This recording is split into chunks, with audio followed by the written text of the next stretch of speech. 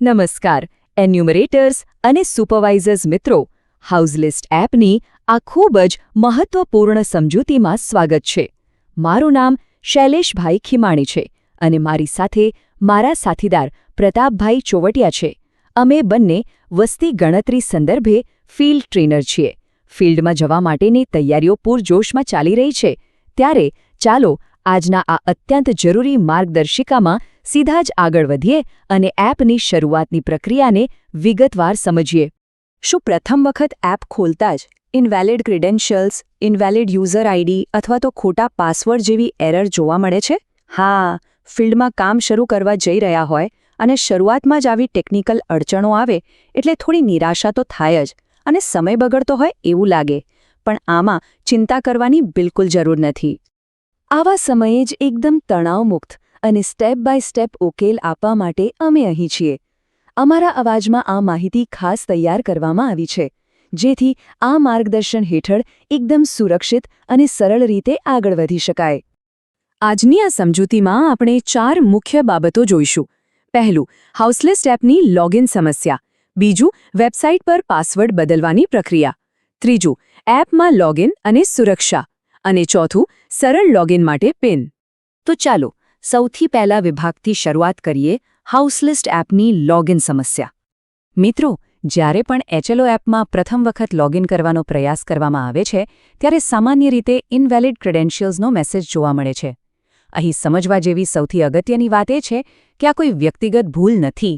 આ તો સિસ્ટમની સુરક્ષા માટે ગોઠવાયેલી એક નોર્મલ ડિફોલ્ટ પ્રોસેસ છે. એટલે શરૂઆતના આવે એરર જોઈને સહેજ પણ મૂંઝાવાની જરૂર નથી.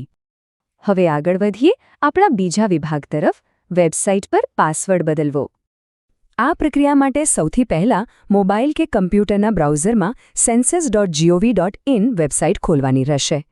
ત્યાં યુઝર આઈડી અને કેપ્ચા કોડ એકદમ ચોકસાઈથી ટાઈપ કરે સબમિટ બટન પર ક્લિક કરવાનું છે.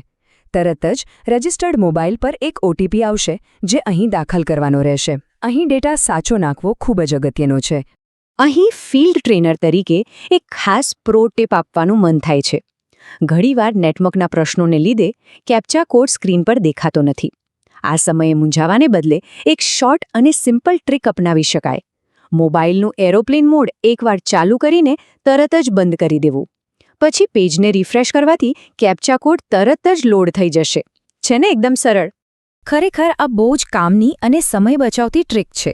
હવે આગળ જોઈએ તો OTP નાખ્યા પછી સ્ક્રીન પર એન્ટર પાસવર્ડ ચેકબોક્સની નીચે આપેલી ફર્ગેટ પાસવર્ડ લિંક પર ક્લિક કરવાનું છે. હવે ખુલતા નવા પેજમાં નવો પાસવર્ડ લખીને તેને કન્ફર્મ કરો. બસ આટલું કર્યા પછી સ્ક્રીન પર પાસવર્ડ અપડેટેડ સક્સેસફુલીનું પોપઅપ દેખાશે. આનો સ્પષ્ટ અર્થ એ છે કે વેબસાઇટ પોર્ટલ પર પાસવર્ડ બદલવાનું કામ સફળતાપૂર્વક પૂરું થઈ ગયું છે. ચાલો હવે ત્રીજા વિભાગ પર જઈએ, એપમાં લોગિન અને સુરક્ષા. એટલે કે હવે આપણી HLO એપમાં પ્રવેશ. હવે સ્માર્ટફોનમાં HLO એપ ઓપન કરીને તેમાં યુઝર આઈડી, કેપ્ચા અને નવો OTP દાખલ કરવાનો છે.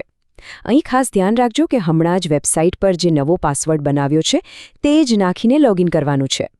એપ ખુલી ગયા પછી સુરક્ષાના ભાગરૂપે તેમાં ફરીથી પાસવર્ડ બદલવો પડશે.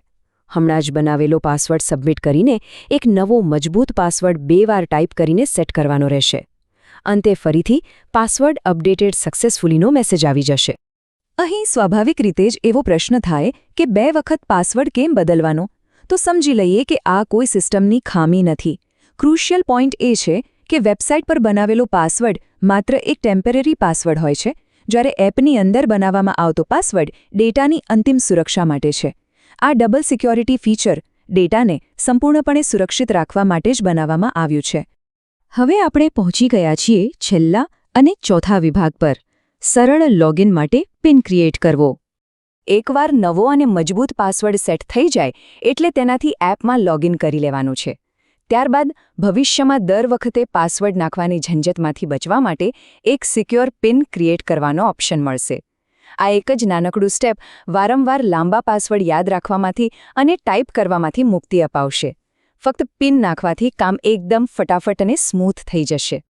અને આ રીતે લોગિન અને પાસવર્ડની આખી પ્રક્રિયા અહીં સફળતાપૂર્વક પૂરી થાય છે.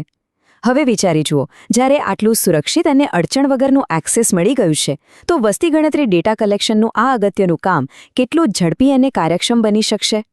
પૂરો વિશ્વાસ છે કે આ માર્ગદર્શિકા બહુ જ ઉપયોગી સાબિત થશે અને હવે ફિલ્ડવર્ક કોઈપણ અડચણ વગર પૂરા આત્મવિશ્વાસ સાથે શરૂ કરી શકાશે. આ સમજૂતી સાથે જોડાવા બદલ ખૂબ ખૂબ આભાર અને કામગીરી માટે અનેક શુભેચ્છાઓ.